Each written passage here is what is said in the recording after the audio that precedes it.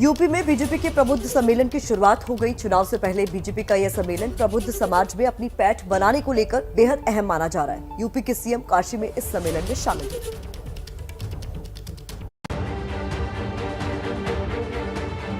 UP के शहर शहर में प्रबुद्ध सम्मेलन की शुरुआत हो गई है। चुनाव से पहले हो रहे इस सम्मेलन में योगी ने शांति त्योहार मनाने के लिए अपनी सरकार की पीठ थपथपाई और पहले की सरकारों पर हमला बोला। आज देश के अंदर उत्तर प्रदेश की कानून व्यवस्था को लोग सबसे अच्छा मानते हैं। आखिर ये वही प्रदेश था 4.5 वर्ष पहले जहां हर तीसरे दिन एक बड़ा दंगा होता था। पर्व और त्योहार शांतिपूर्ण तरीके से नहीं मनाए जा सकते थे। योगी ने काशी में राम मंदिर के निर्माण कार्य का जिक्र करके राज्य के हिंदू वोट बैंक से सीधा संवाद भी किया। एक नेतृत्व वह था आजादी के तत्काल बाद जिसने सोमनाथ मंदिर के कार्य के शुभारंभ का विरोध किया था, और एक नेतृत्व आज है अयोध्या में राम मंदिर के निर्माण कार्य के लिए प्रत्यक्ष रूप से उपस्थित होकर के 5 सदी के इस इंतजार को दूर करके गौरव की अनुभूति कर रहा हो। बीजेपी 6 से 20 सितंबर तक राज्य की सभी 403 विधानसभा क्षेत्रों में प्रबुद्ध वर्ग सम्मेलन आयोजित करेगी। सीएम योगी काशी में थे तो बीजेपी के पूर्व प्रभारी राधा मोहन सिंह ने प्रयागराज से इस सम्मेलन की शुरुआत की। बीजेपी के एजेंडे में अयोध्या टॉप पर है और इसलिए बीजेपी के प्रदेश अध्यक्ष स्वतंत्र देव सिंह ने अयोध्या में प्रबुद्ध सम्मेलन की शुरुआत की। अयोध्या हम लोग बार बार आते हैं क्योंकि शक्ति मिलती है और ये शक्ति गरीबों के काम आवे। इसके अलावा यूपी के कई शहरों में राज्य और केंद्रीय नेतृत्व के कई बड़े चेहरों ने इन प्रबुद्ध सम्मेलन में हिस्सा लिया। वैसे अयोध्या पर नजर सिर्फ बीजेपी की ही नहीं बल्कि इस चुनाव में हर पार्टी अयोध्या को ही आगे रखकर चुनाव लड़ना चाहती है।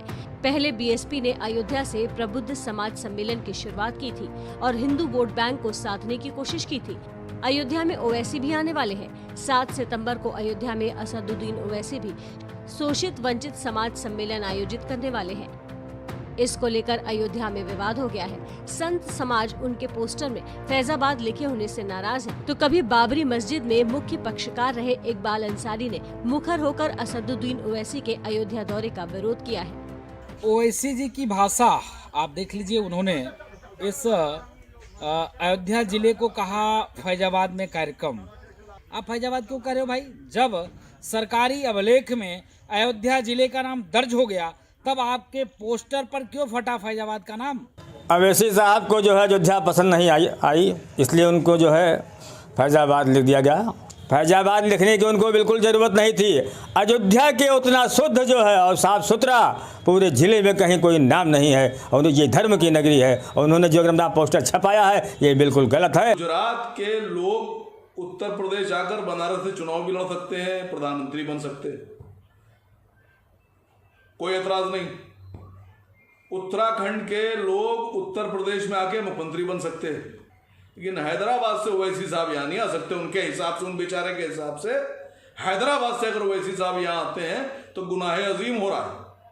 साफ है इस चुनाव में सबकी निगाहें अयोध्या के हिंदू मुस्लिम वोट के ध्रुवीकरण पर है। बीजेपी प्रबुद्ध सम्मेलन कर हिंदू वोटों को अपने पाले में लाने की कोशिश कर रही है तो ओवैसी की AIMIM की निगाहें मुस्लिम वोटों पर टिकी है।